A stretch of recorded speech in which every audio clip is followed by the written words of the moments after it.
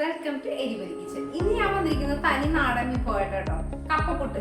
കപ്പപ്പുട്ട് നമ്മൾ കപ്പ പൊടി കൊണ്ട് ഉണ്ടാക്കുന്നതല്ലേ. ഞാനിത് കപ്പ ചീവി എടുത്തിട്ടാണ് ഉണ്ടാക്കുന്നത്. കപ്പയിൽ അടങ്ങിയിരിക്കുന്ന ടോക്സിൻസ് ഒക്കെ എങ്ങനെ കളയാമെന്ന് കൂടെ ഞാൻ വീഡിയോയിൽ വിശദമായിട്ട് പറയുന്നുണ്ട്. അപ്പൊ നമുക്ക് വീഡിയോയിലേക്ക് പോകാം.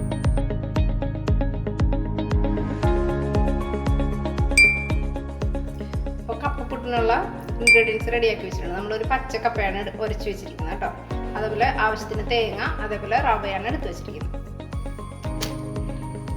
നമുക്ക് ഇനി ഇത് നന്നായിട്ട് പിഴിഞ്ഞ് ഇതിൻ്റെ ഈ കപ്പയുടെ വെള്ളം കളയണം. കളയുന്നത് എന്തിനാന്ന് വെച്ച് കഴിഞ്ഞാൽ കപ്പയിൽ ടോക്സിൻ അടങ്ങിയിട്ടുണ്ട്, സയനൈഡ് ആണ് ഇതിലുള്ളത്. അപ്പോൾ അത് മാക്സിമം കളയാൻ വേണ്ടിയിട്ടാണ് നമ്മളിത് പിഴിഞ്ഞ് കളയുന്നത്. എന്നിട്ട് ഈ വെള്ളം നിങ്ങൾ വേറെ ഒന്നിനും ഉപയോഗിക്കരുത്, കളയണം. അപ്പോൾ അതേ നമ്മളത് പിഴിഞ്ഞ് ഇവിടെ ഞാൻ റെഡിയാക്കി വെച്ചിട്ടുണ്ട്.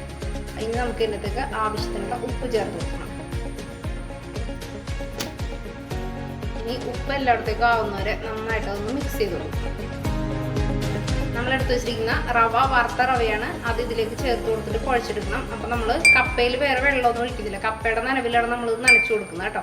നന്നായിട്ട് അത് യോജിപ്പിക്കുക. കപ്പയിൽ നമ്മളിത് ചേർത്തിട്ട് അതിൻ്റെ നനവ് മാറുന്നവരെ, പുട്ടിൻ്റെ പരുവ് ആവുന്നവരെയാണ് നമ്മളിത് കുഴച്ചെടുക്കുന്നത്. അപ്പോൾ ഞാനിവിടെ നന്നായിട്ടത് കുഴച്ചെടുത്തിട്ടുണ്ട്. ഈ ഒരു പരുവത്തിലേക്കാണ് നമുക്ക് കുഴച്ചെടുക്കേണ്ടത്. അപ്പോൾ കപ്പ വേവിക്കുന്നതിനെ കുറിച്ച് ഞാനൊന്ന് പറയാം. കപ്പ വേവിക്കുമ്പോഴേക്കും നമ്മൾ ആദ്യം തന്നെ വെള്ളം ഒഴിച്ചിട്ട് ഉപ്പിടാതെ നന്നായിട്ട് തിളപ്പിക്കുക. തിളപ്പിച്ച ശേഷം ആ വെള്ളം നമ്മൾ കളയണം. അതിനുശേഷം വേറെ വെള്ളം ഒഴിച്ചിട്ട് ഉപ്പിട്ടിട്ടാണ് നമ്മൾ വേവിക്കുന്നത്. അതാണ് പണ്ട് തുടങ്ങിയ ഫോളോ ചെയ്യുന്ന മെത്തേഡ്. ചില ആൾക്കാർ ഇറച്ചിയൊക്കെ കുക്ക് ചെയ്യുന്ന സമയത്ത് അതിൻ്റെ അകത്തേക്ക് ഡയറക്റ്റ് കപ്പ ഇട്ടിട്ട് എടുക്കുന്നത് കാണും.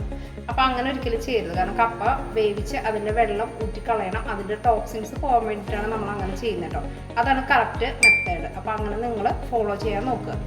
അപ്പം നമുക്കിനി കണയിലേക്ക് തേങ്ങ ഇട്ട് കൊടുക്കാം. അതിനുശേഷം നമ്മൾ നനച്ച് വെച്ചിരിക്കുന്ന പുട്ടിൻ്റെ പൊടി അതും ചേർത്ത് കൊടുക്കാം. അപ്പോൾ നിങ്ങൾക്ക് ഫില്ല് ചെയ്യാൻ അറിയാമല്ലോ, ഇടയ്ക്ക് തേങ്ങയും പൊടി ഇട്ടിട്ട് ഫില്ല് ചെയ്തെടുക്കുക. അതെ, ഇനി നമുക്കിത് ആവിയിൽ വേവിച്ചെടുക്കണം. സാധാരണ പുട്ടിൻ്റെ സമയം പോരാ, കുറച്ചുകൂടെ സമയം നമ്മൾ കൊടുക്കണം കേട്ടോ വേവാനായിട്ട്. അപ്പോൾ ഇതേ പുട്ട് റെഡിയായി.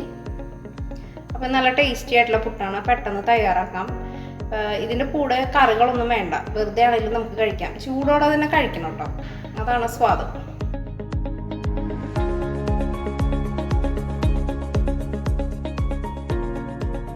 അപ്പോൾ ഇതിൻ്റെ പ്രസൻറ്റേഷൻ ഞാൻ വേറൊരു മെത്തേഡിലാണ് ചെയ്തിരിക്കുന്നത് കേട്ടോ. നിങ്ങൾക്ക് എൻ്റെ ഈ വീഡിയോ ഇഷ്ടമായെങ്കിൽ തീർച്ചയായും ഷെയർ ചെയ്യുക, എന്നെ സപ്പോർട്ട് ചെയ്യുക. Thanks for watching. Bye bye.